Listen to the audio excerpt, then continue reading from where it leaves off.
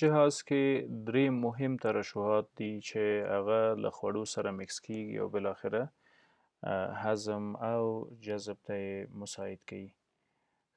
دا مرۍ ده، مرۍ بالاخره راځي او د خولې سره یوځای کیږي.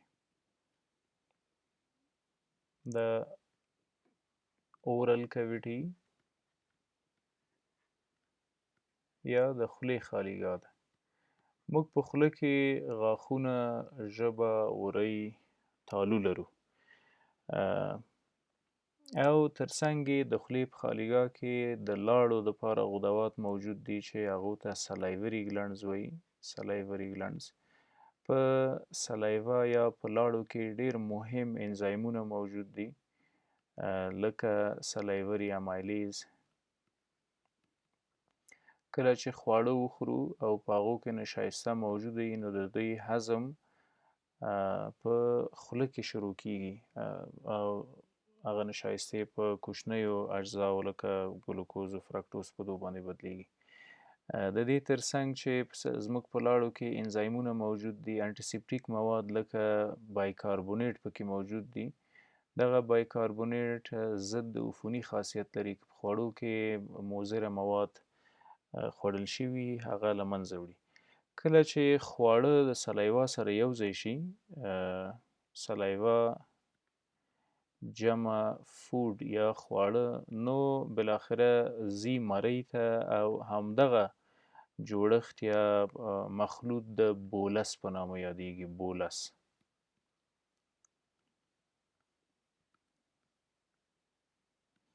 یعنی دلته خواړه وژول شول او بالاخره د مرۍ په مارپیچه حرکاتو باندې لاندې حرکت کوي.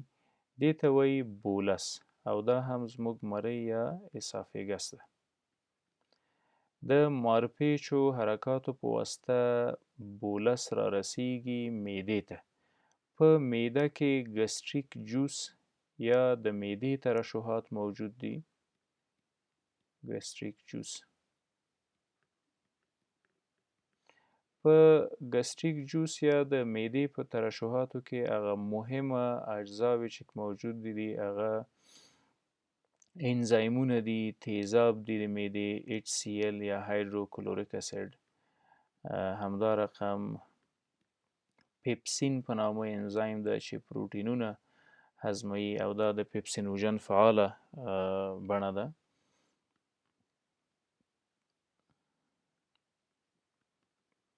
د دې ترڅنګ موږ مګنیزیم بایکاربونیټ لرو چې هغه د چیف سیل په واسطه باندې ترشح کیږي او د دو وظیفه د میوکس سره یو ځای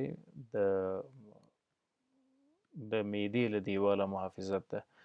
دغه ټول مواد چې کله له خوړو سره یو ځای شول نو خواړه له معدې بالاخره کله چې بولس راورسېده او د معدې د جوس سره یو ځای شو، د تیزابو سره، د پیپسین او ټریپسین سره، د ګسټرین په نامه د هارمونل ترشحاتو سره، نو د کایم په نامه باندې یادیږي. کایم هغه استفراغ شوي مواد چې په د کانګو نه وروسته لیدل کیږي هغه ته کایم ویل کیږي. کایم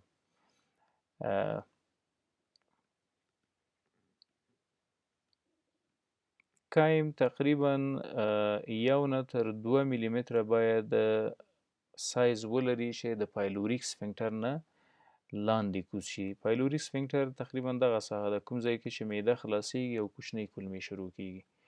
پایلوریک سفنکټر خوړل شوې ډوډۍ په خوله کې د سلایوا یا د لاړو سره یو ځای شوله، د انزایمونو سره یو ځای شوله، د بولس په نامه له د مرۍ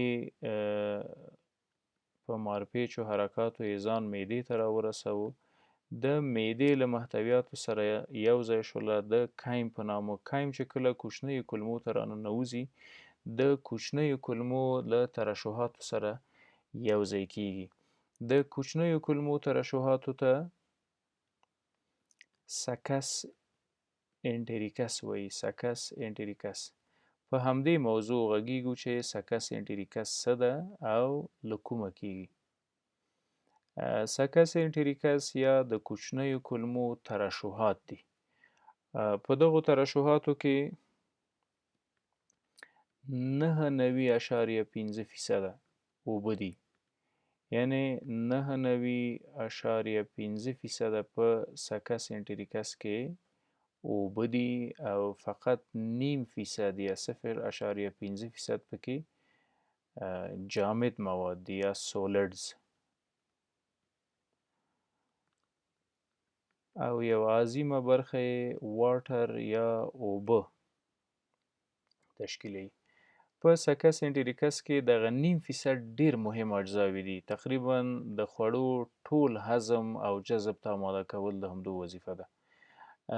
دغه 0.5% جامد مواد یا عضوي دي، ارګانیک مواد دي چې زموږ په ارګان کې تولید کیږي. ارګانیک سبستانسز دي یا عضوي مواد دي، یا هم غیر عضوي دي، inorganic substances.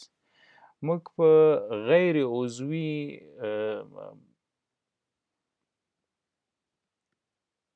موادو کې سوډیم لرو، همدا ډول د سوډیم ترڅنګ پوټاسیم لرو. د پوټاسیم ترڅنګ په غیر عضوي موادو کې چې په سکس انټریکس کې موجود دي کلوراید ده، همدا رقم سلفیټس دي، بایکاربونیټ ده. دغه غیر عضوي عناصر دي چې زموږ په کولمو کې د کولمو په ترشحاتو کې موجود دي. په ارګانیک موادو کې دوه ډیر مهم بخشونه دي: انزایمونه enzymes او other organic substance. نور ارګانیک مواد دي other organic substance. نور ارګانیک مواد پکې کوم دي؟ هغه چې په خپله د کولمو د حجراتو نه ترشح کیږي. راځو انزایمونو ته.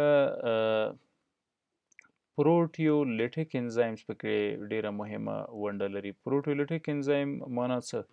دغه هغه انزایمونه دي چې خوړل شوي پروټین اخلي او تجزیه کوي یې په کوچنیو پارټیکل یا اجزاو باندې ویشي او هضم ته جذب ته آماده کوي. لکه ډای پیپټایډیز په نامه انزایم ده، ټرای پیپټایډیز په نامه انزایمونه دي. دوی اخلي د پروټینونو له کمپلیکس موادو نه سمپل امینو اسید جوړوي. همدا رقم امایلولیټیک په نامه انزایمونه دي پکې. امایلولیټیک د امایلولیټیک انزایمونو وظیفه د قندونو د کاربوهایډریټس تجزیه کول دي. د نشایستې او د غټو مرکباتو نه اخلي په فرکتوز او ګلوکوز او مالټوز تبدیلي. د مالټیز په نامه انزایم مالټوز د کاربوهایډریټ مرکبات جوړوي. همدا رقم د فرکټیز په نامه انزایمونه دي چې د فرکټوز په جوړښت کې ترشحاتو کې خپل مهم رول لوبوي. او د پروټیز او د امایلیز ترڅنګ وبخښئ د پروټولیټیک او د امایلولیټیک انزایمونو ترڅنګ مهمه بل انزایم چې په سکس انټریکس کې موجود ده هغه لایپولیټکس دي. لایپولیټکس یا هغه انزایمونه چې شحمیات غوړي اخلي او تجزیه کوي. لایپیز انټسټینل لایپیز ډیر مهم انزایم ده. په ده کې معمولا د ایملسیفیکیشن په پروسس کې ډیر مهمه رول لوبوي. ایملسیفیکیشن یا د شحمیاتو ډیګریډیشن یا ټوټه ټوټه کول دي. په هغه ارګاني موادو کې چې په داخل د کولمه کې ترشح کیږي، موږ په داخل د کولمه کې د ارجنټافین په نامه حجرات لرو. ارجنټافین او دغه ارجنټافین حجرات انټرنزیک فاکتور جوړوي. انټرنزیک فاکتور بیا دوه مهمه وظیفې لري: هیماټوپایسز یا د وینې په جوړښت کې د سرو کرویاتو په تولیداتو کې ډیر مهم رول لري، او همدا رقم د میکوبالامین یا د ویټامین B12 په جذبولو کې مهمه رول لري. دغه ارجنټافین حجرات په داخل د کوچنیو کولمو کې موجود دي. دویمه ډله حجرات چې په کوچنیو کولمو کې موجود دي هغو ته ګابلټس حجرات وایي. ګابلټس حجرات د میوکس په نامه مواد جوړوي او دغه میوکس لیخناکه مواد دي. د کولمو داخلي لایه یې ټوله پوښلې ده او له هر ډول ضرباتو یې ساتي. یعنې که دا زموږ د کولمو د کوچنیو کولمو داخلي بخش وي، دغومره یوه کولمه اخلو کټ کوو یې، داخلي بخش یې د میوکس په نامه موادو داسې پوښلی ده. هغه کایم چې د تیزابو سره مکس ده، تیزاب یې دلته نشي کولی زموږ د وجود غوښې ته صدمه ورسوي. همدا رقم القلي یا هغه نور مواد چې د صفرا کیسې او د پنکریاز نه راځي او ډوډینم ته غورځېږي، هغوی بالاخره نشي کولی چې دغه ساحه تخریش کړي. نو د ارجنټافین حجرات ډېر په دو ساحه کې دي، یعنې په ایلیم او جوجینیم کې د ارجنټافین حجرات زیات لیدل کېږي. اما ګابلټ حجرات چې میوکس جوړوي هغه ډیری په ډوډینم یا د کولمو په لومړنۍ برخه کې وي، ځکه د ینې لاندې د صفرا کیسه ده، خپل محتویات چې هغه تخریشي دي، القلي مواد پکې موجود دي، راځي کولمو ته. کولمې هم د دې په خاطر چې د ځان محافظت وکړي د ګابلټ په واسطه باندې دا حجرات میوکس تولیدوي. ښه، د دو ترڅنګ د ارجنټافین او د ګابلټ حجراتو ترڅنګ یوه ډیره مهمه بله حجره په وړو کولمو کې موجوده ده او هغې ته پینث وایي، پینث حجرات. د دو وظیفه یوه ماده ده چې ډیفنسین نومیږي. ډیفنسین سایټوکاین ده او وظیفه یې په داخل د کولمو کې د میکروبونو، د جراثیمو او د ټولو اجنبي موادو وژل دي. یعنې د نچرل انټي بیوټیک په حیثیت باندې کار کوي. نچرل انټي بیوټیک په حیثیت باندې کار کوي. دا د کوچنیو کولمو ترشحات دي.